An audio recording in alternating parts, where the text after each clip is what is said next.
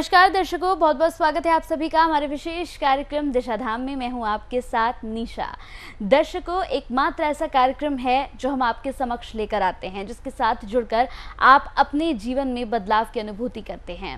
लगातार हम हमेशा आपके समक्ष आते हैं और यही कहते हैं कि दर्शकों, जीवन में कई तरह की समस्याएं होती हैं। सब कुछ हमेशा बेहतर या सब कुछ हमेशा आपके लिए ख़राब नहीं हो सकता। सुख और दुख दोनों ही जीवन में लगातार बने रहते हैं, लेकिन ज़रूरी होता है कि अगर आपके जीवन में बुरा समय चल रहा है तो आप उस बुरे समय को काटने के लिए सक्षम हो, आप उस बुरे समय को अपने आप से दूर कर सकें। और इसीलिए हम अपना कार्यक्रम आपके बीच लेकर आते हैं ताकि आप हमारे इस कार्यक्रम के साथ जुड़ सकें। तो चलिए अपने कार्यक्रम को शुरू करेंगे और बिना देरी किए स्वागत करेंगे गुरु माँ तपेश्वरी नंदा जी का। गुरु माँ, बहुत बहुत स्वागत है आपका।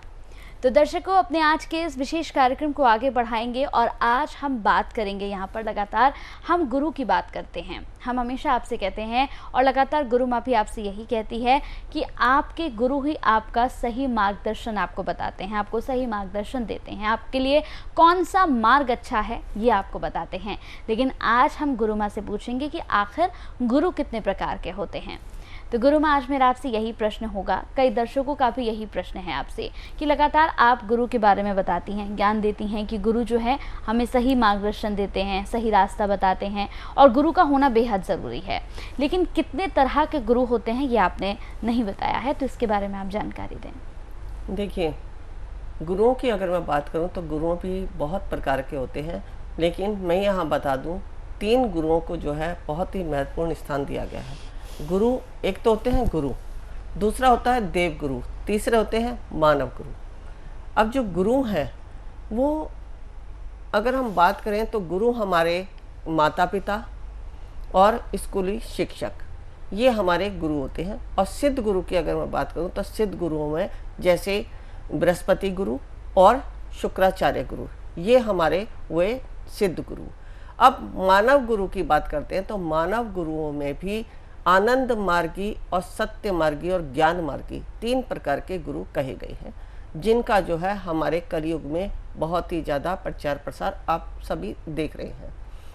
तो जो गुरु, सतगुरु और सद्गुरु, ये 3 श्रेणियां होती हैं। इन तीनों ही मार्गों को अगर हम बात करते हैं, ज्ञान मार्ग, आनंद मार्ग और सत्य मार्ग की, तो जो ज्ञान मार्ग है वो कहलाता है सतगुरु। आनंद मार्ग के गुरु को कहते हैं हम सद्गुरु। और जो हमारे जो विज्ञान से परे यानी इस जीवन के सूक्ष्म से सूक्ष्म रहस्यों को जो बताते हैं, जो ब्रह्म ज्ञानी होते हैं, जो आपकी और ईश्वर की कड़ी को जोड़ते हैं, जो अपने समक्ष आए प्रत्येक व्यक्ति की समस्याओं को जानकर उनका समाधान बताते हैं, उन्हें कहते हैं सत्य मार्गी गुरु। तो यहाँ अभी हमने जो बात की थी, जैसे बृहस्पति गुरु और शुक्राचार्य, ये भी हमारे जो आज कलयुग में हमारे मानव गुरु हैं, उसी प्रकार ये देवताओं में और जो हमारे राक्षस थे उनके गुरु कहे गए थे, ये सिद्ध गुरु थे। जितनी भी सिद्धियाँ राक्षसों को दी उनके गुरु शुक्राचार्य ने दी, और जितना भी ज्ञान देवताओं को देते थे वो सब उनके गुरु बृहस्पति देते थे। लेकिन अगर हम कलयुग में, इस संसार में, इस प्रकृति में, इस मृत्यु लोक में की अगर हम बात करते हैं तो यहाँ जैसा अभी देख रहे हैं कि जैसे जैसे हमारा जो साइंस का विकास होता चला जा रहा है, तो लोगों के मन में जिज्ञासाएं आती जा रही हैं कि आखिर ये सूक्ष्म शक्तियाँ कैसे कार्य करती हैं, इस सूक्ष्म शक्तियों के पीछे जो रहस्य हैं वो हमारे जीवन में कैसे परिवर्तन करते हैं। तो उसके लिए सत्य मार्गी गुरु कहे गए हैं। सत्य मार्गी गुरु जिनका मैं अनुसरण करती हूँ, जिनके मार्ग पे मैं चलती हूँ, और वही मार्ग मैं अपने आगे आने वाले शिष्यों को देना चाहती हूँ। वैसे हमारे जीवन में ज्ञान मार्ग, आनंद मार्ग और सत्य मार्ग, तीनों ही मार्गों की आवश्यकता होती है। जब हम जन्म लेते हैं तो माता पिता के द्वारा दिए गए संस्कार हमें उस गुरु ज्ञान की पूर्ति कराते हैं जो हमें जीवन यापन करने के लिए चाहिए। उसके बाद जो हमारे स्कूली शिक्षक हमें ज्ञान देते हैं, जो हमारे ऐहिक सुख सुविधाओं के, जो हमारे अर्निंग सोर्स के लिए, जो हमारी जीविका चलाने के लिए हमें ज्ञान देते हैं, उनको कहते हैं गुरु। और गुरु जो हमारे ज्ञान के बदले में धन को अर्जित करे या आदान प्रदान की जहाँ प्रक्रिया चलती रहे, उसको कहते हैं गुरु। उसके बाद आ जाते हैं आनंद मार्ग। तो आनंद मार्गी गुरु हमारे शास्त्रों और ग्रंथों के ज्ञान का विश्लेषण करके संगीतमय रूप से, कहते हैं ना, नृत्य, कला और संगीत तीनों ही हमें अध्यात्म की तरफ लेकर जाते हैं। अगर ये तीनों हमारे जीवन में नहीं है तो हम अध्यात्म की तरफ शायद ना भी जाएं, क्योंकि संगीत से ही पूरे जो नाद है, जो संगीत है, जो नाद है, उसी से ही सारी सृष्टि उसके अधीन है। अधीन अगर मैं कहूँ तो जो ओम का नाद है वो हमारी पूरी सृष्टि में चल रहा है। अगर हम, जैसे अभी नासा ने जो रिसर्च की, जो सूर्य से जो किरणें आ रही हैं उनमें भी ओम की ही ध्वनि गुंजायमान होती है। अगर आप ध्यान से बैठे हैं, बहुत एकांत में बैठे हैं, तो वहाँ जो आपको बहुत ही झिंगुर जैसी आवाज़ सुनाई देती है तो वह भी ओम की ही ध्वनि है। आप झरने के पास बैठे हैं, आपको जो झरने की ध्वनि सुनाई देती है तो वो भी ओम की ही ध्वनि है। यानी नदियाँ, सरोवर, जितने झरने या कोई भी अगर ध्वनि है तो उन सब में ओम की ही ध्वनि है। जहाँ भी देखो वहाँ ओम का ही नाद है। ओम से ही, ओम की ध्वनि से ही इस सृष्टि की उत्पत्ति हुई। लेकिन ओम की ध्वनि ऐसी है जो सृष्टि में प्रलय के बाद भी रहती है। यानी ये ध्वनि, ये नाद कभी बंद नहीं होता। तो वही नाद जो हमारे शरीर में भी चलता रहता है, जिसको हम श्वास की प्रक्रिया कहते हैं, उसको भी अगर हम देखें तो वो भी जो है हमारे परमात्मा की ही देन है, जिसको हम नाद कहते हैं। और अगर वो समाप्त हो जाए तो हमारा शरीर चलेगा ही नहीं। इसलिए नृत्य, संगीत और कला, ये तीनों ही हमारे जीवन में जरूरी है।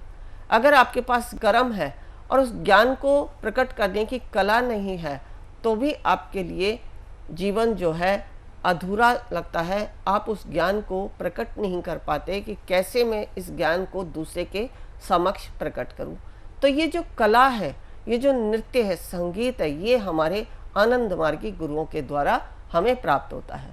जब ये जो हमारे हृदय में परमात्मा तत्व है उसको प्रिय हो जाता है तो उसी परमात्मा तत्व से हमारी जिज्ञासाओं की उत्पत्ति होती है।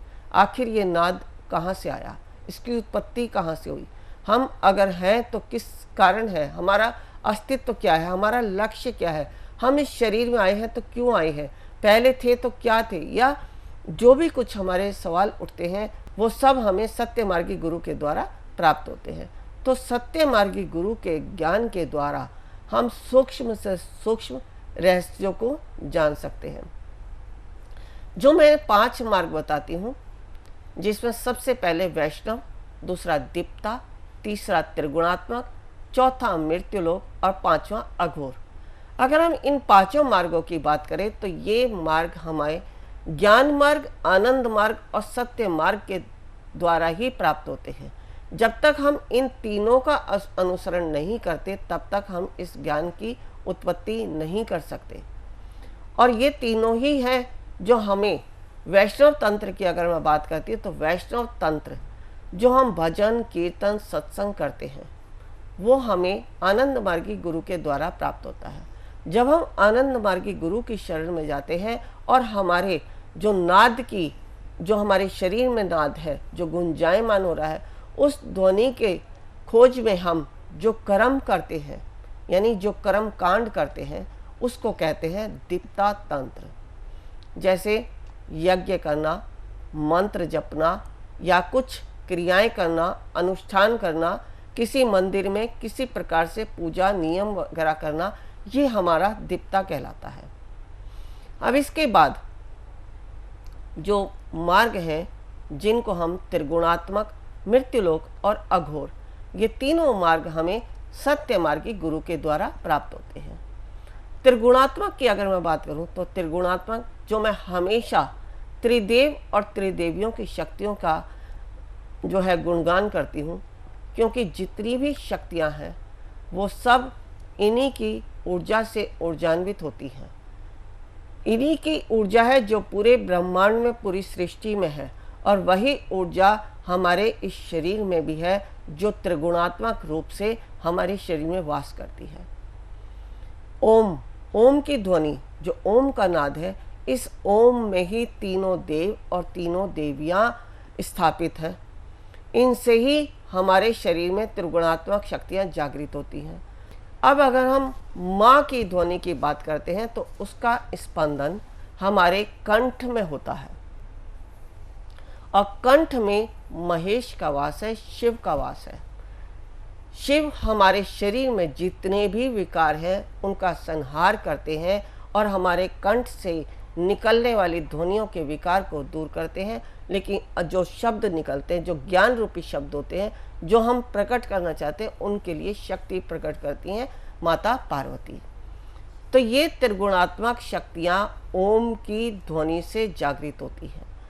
त्रिगुणात्मक शक्ति को जब हम जागृत कर लेते हैं, जैसा कि मैं बताती हूँ कि जब मैं शिविर लगाती हूँ, जो भी कोई साधक या भक्त आते हैं उनको सर्वप्रथम पहले तो गुरु की दीक्षा दी जाती है, उसके बाद ओम की ध्वनि का उच्चारण कराया जाता है, जो कि 9 घंटे लगातार करने के बाद हमारे अंदर वो ऊर्जा का स्पंदन होता है, वो ऊर्जा संचित होती है, जो त्रिदेव की ऊर्जा है, त्रिगुणात्मक ऊर्जा है। जब त्रिगुणात्मक ऊर्जा हमारे शरीर में ऊर्जान्वित हो जाती है तो फिर हमें मृत्यु लोक का ज्ञान लेना है। यानी मृत्यु लोक क्या है? जो मनुष्य इस शरीर को छोड़कर चले गए, उनकी आत्माएं जो इस ब्रह्मांड में विचरण कर रही है, उनसे बातें करना। बहुत सारे योगी इस अवस्था तक पहुंच जाते हैं कि जो मृत व्यक्तियों को बुलाकर उनसे उनकी मृत्यु का कारण तक पूछ लेते हैं। तो ये होता है मृत्यु लोक का तंत्र। अब इसके बाद जो अघोर तंत्र कहा गया है, वो 5वां तंत्र है। वो भी जो है सत्य मार्ग पर है चलकर ही हमें प्राप्त होता है, जो शिव का मार्ग है। जैसे शिव की समस्त शक्तियाँ जब हमारे शरीर में शिवत्व जागृत हो जाता है, तो हम कोई भी अगर क्रिया करते हैं, चाहे वाणी से कोई वचन कहते हैं तो वो पूर्ण होता है, और हाथ से अगर किसी को स्पर्श करते हैं तो उसे जो उसके अंदर जो रोग है, दोष है, वो दूर होते हैं या उसको आशीर्वाद मिलता है। अगर हम कोई यज्ञ भी कर रहे हैं, अगर किसी कार्य के लिए, उसमें हमारे पास सामग्री या मंत्र कहीं हमसे भूल या चूक हो जाती है, फिर भी हमारे वो सार्थक सिद्ध होते हैं। तो वो कहलाता है अघोर तंत्र, कि जो हमने प्राप्त कर लिया उसका कोई घोर ना कर सके, उसका कोई अंत ना कर सके। तो यहाँ मैंने तीनों प्रकार के गुरुओं की, या गुरु कितने प्रकार के होते हैं, इसका पूरा व्याख्या की है। अब अगर हम मानव गुरु की जो मैंने बात की थी, तो वो मानव गुरुओं में 3 प्रकार के गुरु बताए गए थे। इनमें सत्य मार्गी, जिनको सद्गुरु कहा गया है, ये सबसे उत्तम माने गए हैं, जिनको परम गुरु कहा गया है। क्योंकि इनके द्वारा हमारे जीवन में, जब तक हमारा जीवन है, जन्म से लेकर मृत्यु तक, ऐसा नहीं है कि हमारे दुखों का कभी अंत हो जाता है। दुख हमारी महत्वाकांक्षाएं, हमारी इच्छाओं के कारण हमेशा समय समय पर उत्पन्न होते रहते हैं। उसका कारण हम स्वयं ही हैं। और जब हमारी महत्वाकांक्षाओं के कारण हमारे सुख और दुख की उत्पत्ति होती है, तो उनसे बाहर निकलने का मार्ग हमें गुरु ही बताते हैं, जो कि सद्गुरु कहलाते हैं। सद्गुरु ही हैं जो हम किसी शक्ति तक पहुंचने का मार्ग ढूंढते हैं। अगर हम देवी शक्तियों की बात करते हैं, तो इन त्रिदेव और त्रिदेवियों की ही अनंत शक्तियां हैं, जिनकी ऊर्जाओं के द्वारा हम अनेक कार्यों की पूर्ति करते हैं।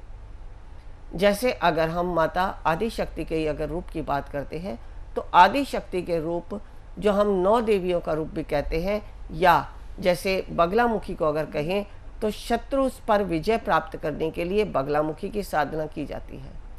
किसी राक्षसी शक्ति का अगर वध करना है, तो हम दुर्गा सप्तशती का पाठ करते हैं, माता दुर्गा जगदम्बा का हम ध्यान करते हैं। ऐसे बहुत सारी शक्तियां हैं जिनको हम समय या अपनी आवश्यकता के अनुसार जिनका ध्यान करते हैं। अब बहुत सारे लोग कहते हैं कि हमारे तो इष्ट जो है माँ काली ही है, हम और किसी का ध्यान नहीं करते। लेकिन अगर हमें माँ काली के जो हमारी इष्ट है, उनके अलावा जीवन में कभी कुछ हमारे साथ गलत घट रहा है, तो उसके लिए हमें ये देखना है ये कौन से देवी या देवता से इसकी पूर्ति हो सकती है या इसके पीछे कारण क्या है। तो अगर हम उन देवी या देवी देवताओं की शक्तियों को जान ले, पहचान ले, उनका अनुसरण करते हैं, उनके मार्ग पर चलते हैं, उनकी साधनाएं करते हैं, उनके महिमा को गाते हैं, तो हम उन समस्याओं से भी बाहर निकल जाते हैं। और ये सारा ज्ञान हमें सत्य मार्गी गुरु यानी सद्गुरु के द्वारा ही प्राप्त होता है। तो इस प्रकार हमारे अनेक प्रकार के गुरु कहे गए हैं। अब आप देखते होंगे कि अगर जो आपको हीलिंग प्रोसेस सिखाते हैं तो वो आपके सिर्फ गुरु कहलाएंगे, यानी ना वो सतगुरु कहलाएंगे ना ही वो सद्गुरु कहलाएंगे। अगर आप कहीं पर आनंद मार्गी गुरु बनाए हैं जो आपको जहाँ सत्संग और भजन कीर्तन सुनने को ही मिलते हैं, इसके अलावा ना आप गुरु के समक्ष जा सकते हैं, ना गुरु को अपने विचार बता सकते हैं, ना गुरु को अपनी समस्याएं बता सकते हैं, लेकिन भाव के द्वारा ही आप दूसरे की विचारों का आदान प्रदान होता रहता है, तो वहाँ भी व्यक्ति कभी कभी विचलित हो जाता है। लेकिन यहाँ मैं ये बता दूँ कि जब तक आप उन गुरु के पास नहीं जाते हो, जब तक आपने भजन कीर्तन नहीं सुने, जब तक आपने उस आनंद की अनुभूति नहीं की, तब तक आप सद्गुरु के पास जाने योग्य होते ही नहीं हैं।